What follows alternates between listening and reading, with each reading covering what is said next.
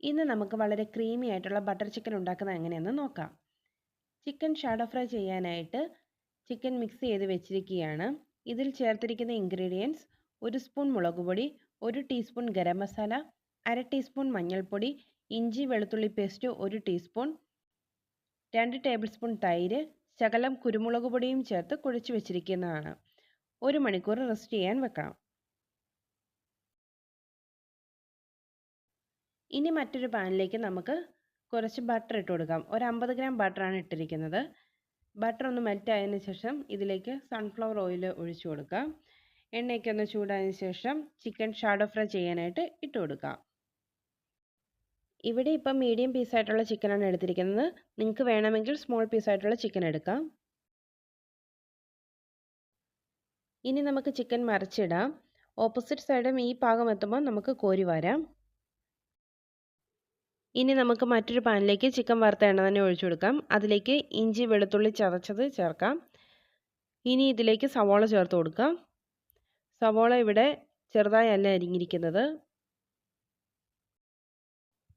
ഒരു വറ്റൽമുളകും 2 വലിയ തക്കാളിയും കൂടെ ചേർത്ത് കൊടുക്കാം.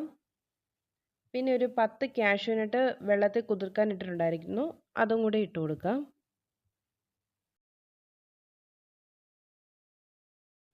തക്കാളിയും സവാളയും ഒന്ന് വാടി വന്നതിന് ശേഷം നമുക്കിതിലേക്ക് 1 സ്പൂൺ കാശ്മീരി മുളക് പൊടി, 1 ടേബിൾ സ്പൂൺ ഗരം മസാല, 1 നുള്ളു പെരിഞ്ജീരകവും ഇട്ട് ഒന്ന് നന്നായി ഇളക്കി കൊടുക്കാം.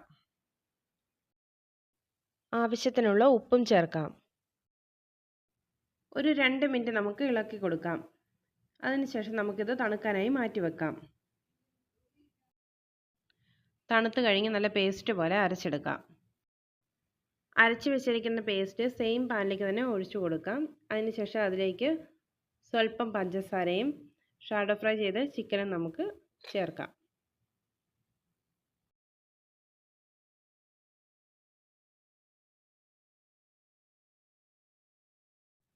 ഇനി ഇതൊന്ന് തിളച്ച് കഴിയുമ്പോൾ ഇതിലേക്ക് കുറച്ച് ഗരം മസാലയും സ്വല്പം ടൊമാറ്റോ സോസും സോയാ സോസും ഒഴിച്ച് ഇളക്കി യോജിപ്പിക്കാം. ഇപ്പോൾ ഏകദേശം ബട്ടർ ചിക്കൻ റെഡിയായിട്ടുണ്ട്. ഇനി ഇതിലേക്ക് ബട്ടറും ഫ്രഷ് ക്രീമും ചേർത്ത് ഇളക്കാം. ബട്ടറും ക്രീമും നന്നായി മിക്സ് ചെയ്തതിന് ശേഷം നമുക്ക് കുറച്ച് മേത്തി ലീവ്സ് കൈകൊണ്ട് ക്രഷ് ചെയ്ത് ഇട്ട് കൊടുക്കാം. എന്നിട്ട് അതും നന്നായി ഒന്ന് യോജിപ്പിച്ചെടുക്കാം. ലാസ്റ്റ് ഇതിൻ്റെ മുകളിലൂടെ കുറച്ച് മല്ലിയിലയും കൂടി ഇടുന്നുണ്ട്. ഇപ്പം നമ്മുടെ ബട്ടർ ചിക്കൻ ഇവിടെ റെഡി. നിങ്ങളെല്ലാവരും ഇതൊന്ന് ട്രൈ ചെയ്ത് നോക്കി അഭിപ്രായം കമൻറ്റ് ചെയ്യണം. നിങ്ങൾക്ക് വീഡിയോ ഇഷ്ടമായാലും ഒന്ന് ലൈക്ക് ചെയ്യണം. സബ്സ്ക്രൈബ് ചെയ്തിട്ടില്ലെങ്കിൽ ഒന്ന് സബ്സ്ക്രൈബ് ചെയ്ത് തന്നെ സപ്പോർട്ട് ചെയ്യണേ. പുതിയൊരു വീഡിയോയുമായി വീണ്ടും കാണാം.